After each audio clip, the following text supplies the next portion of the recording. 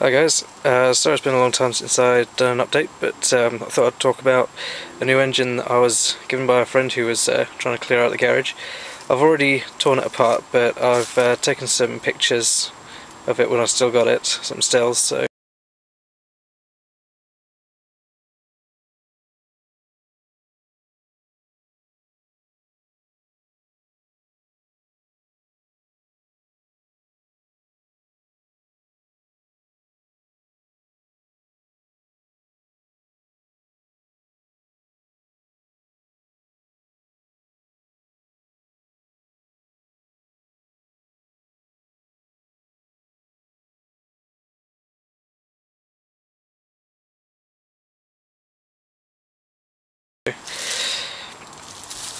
I've had a strip down now, but I haven't started cleaning anything yet, so I'll show you about it. So, possibly one of the tiniest little engines I've ever worked on. I'll try and show you some of the scales. Here we got sort of a, try and get that in focus, coming to about 48mm bore, or sort of just over inch and 3/4.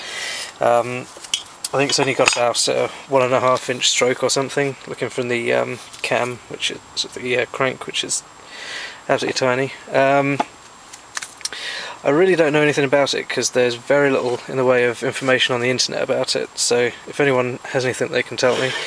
It does have a serial code on the end here. I'm not sure if you can read that too clearly. It's F070302/21253.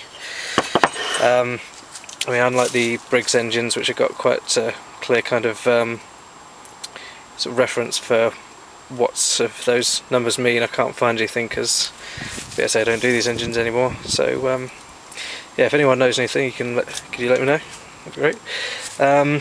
So it's got a rewind starter. It's not like the sort of Briggs engines that have a ratchet. You've got these two centrifugal sort of weights that fly out and catch. Try to make it work.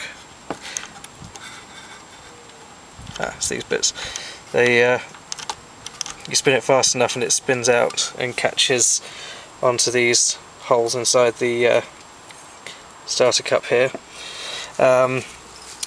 Flywheel, it's got a couple of fins knocked off, but it's no biggie. The magneto and coil and points and everything are inside this little bit here, which actually sits right behind here. The flywheel actually goes inside the that rim around here. So it's very hard to get to anything, but it keeps the points clean, I guess. Everything seems to be okay here, but I'm not sure how I'd be able to take it apart if I did want it. Whoever owned it before had a habit of over-tightening and stripping the heads and everything off everything you could find, so yeah. The rubber on the lead here has gone a bit perished, so I'm going to see if I can get that replaced. But so far everything in there seems to be looking okay. Beautiful side cover, got the BSA logo on it there. Comes with an amyl carb. Apparently this is the amyl 379. Won't be able to see it there, but it's stamped on the edge of the rim there. I absolutely love this.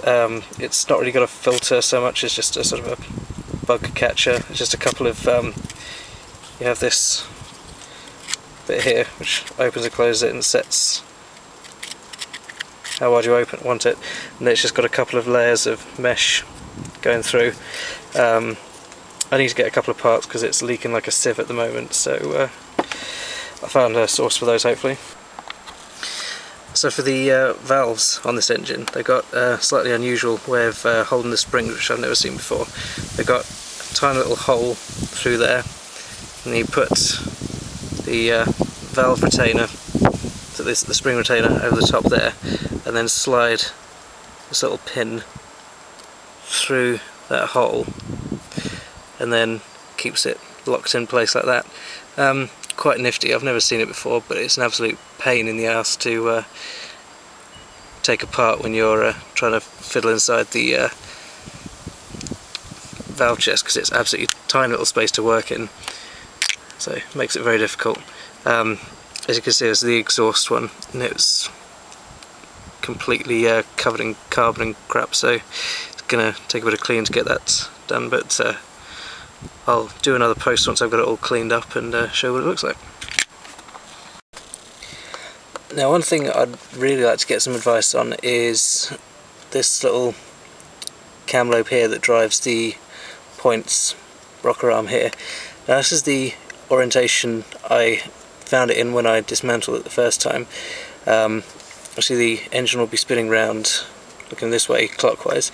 Not sure if you can see it, but about here there's the start of the lobe. It's sort of got a very sharp angle coming in this side, and then it tails off as it gets round to about here.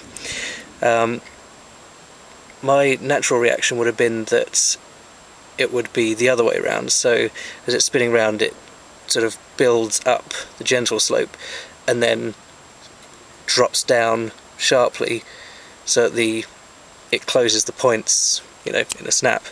The way it's positioned at the moment is that it goes round, it jumps up suddenly on the sharp side of the cam and then tails off down, and then at some point gradually connects the points as the cam lobe tails off.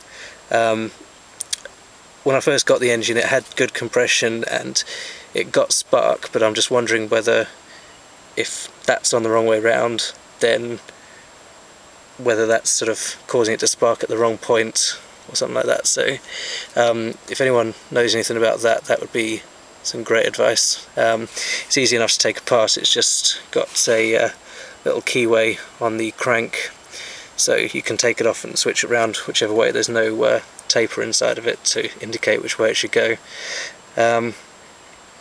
Yeah, other than that, I mean, I've seen another person with this engine, who's Make Do and Mend 1, had one of these engines, and he was having an issue that he could open the cam, open the points and then let it go, but it was sort of taking a long time to close. It was quite a damped movement, so that doesn't seem to be the issue that I'm having here.